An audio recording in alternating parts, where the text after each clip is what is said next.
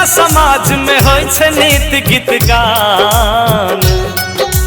हम छी मधेसी भैया हमर, हम छी मधेसी भैया हमर, धोती कुर्ता पाग पहचान।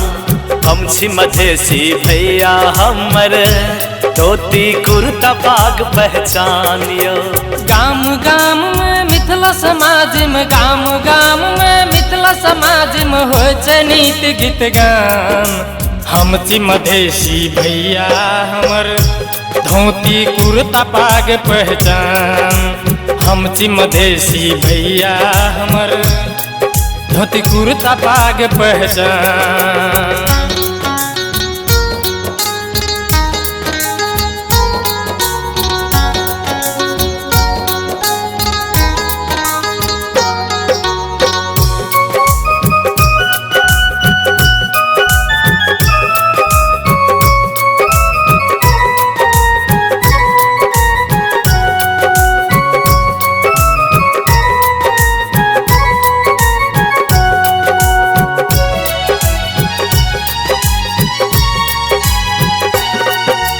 चाहे देश विदेश में रहूं, सुंदर अपन गाम यो।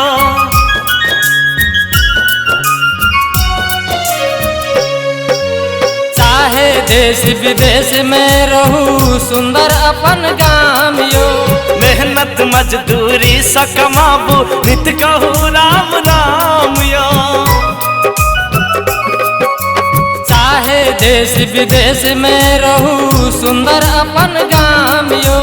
मेहनत मजदूरी सा कमाबू, नित कहू राम राम यो। कियो न छोटका कियो न बड़का, कियो न छोटका कियो न बड़का, सब कियो एक समान। हम छी मधेसी भैया हमर, हम छी मधेसी भैया हमर, धोती कुर्ता पाग पहचान यो।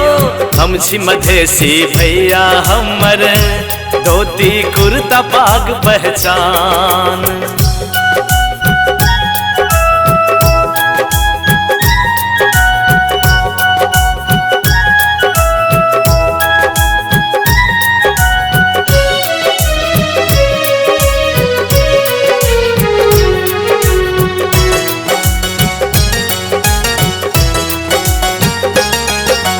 मिथिला के नर नारी सुनु, कर मन में विचारियो।